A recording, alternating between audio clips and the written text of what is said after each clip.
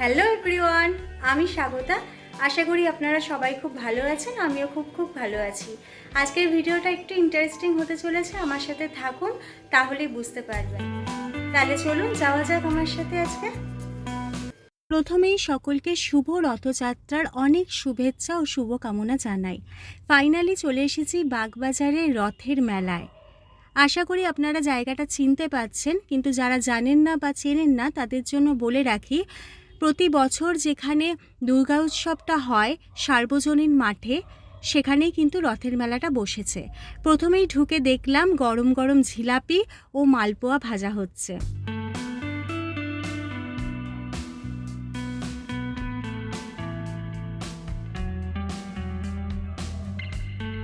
আমার ক্যামেরার মাধ্যমে আশা করি আপনারা বুঝতেই পাচ্ছেন রথের মেলাটা কিন্তু ভীষণ বড়ভাবেই হচ্ছে।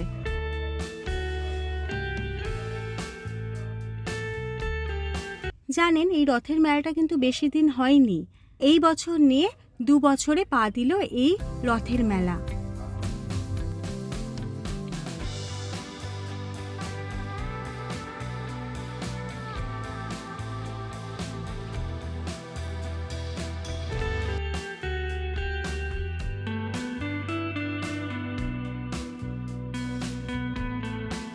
সেল সেল সেল, মাত্র 100 টাকা ব্যাগ পাওয়া যাচ্ছিল।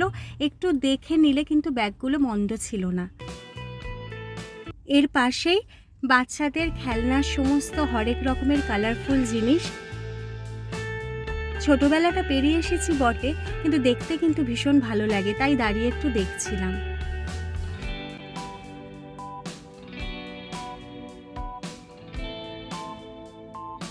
এরপরেই আমাদের যেখানে মেয়েদের চোখ আটকায়, সেই জায়গায় আমারও চোখ আটকে ছিল।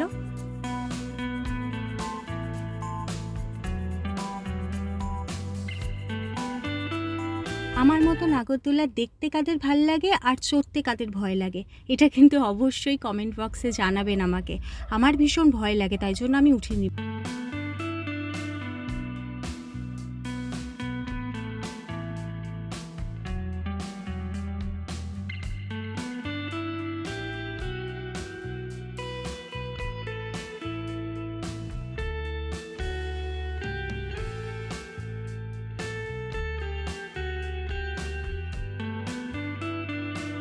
এবার জগন্নাথ দেবকে দর্শনের পালা। এত সুন্দর সাজানো হয়েছিল ফুল দিয়ে যে চোখ যেন সরছিলই না। অপূর্ব সুন্দর সেই সাজ।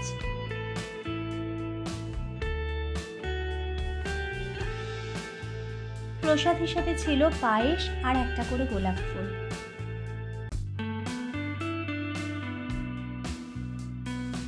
এটা হচ্ছে বাগবাজারের মোড়, যেখানে জগন্নাথ দেবের আসল মন্দিরটা রয়েছে। এই মন্দির থেকে রথে করে ওই মাঠে, মানে সার্বজনীন মাঠে, ওনাকে রথে করে নিয়ে যাওয়া হয়েছে তার মাসির বাড়িতে। এক্ষেত্রে বলে রাখি যে এই মেলাটা কিন্তু 21শে জুলাই অবধি চলবে।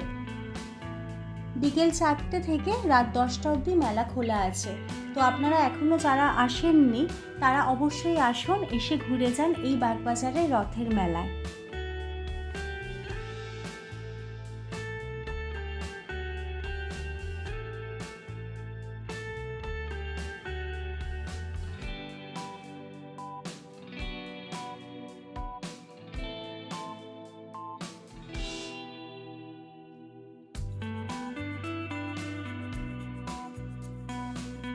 তাহলে আপনাদের সঙ্গে দেখা হচ্ছে আবার অন্য কোনো ব্লগে।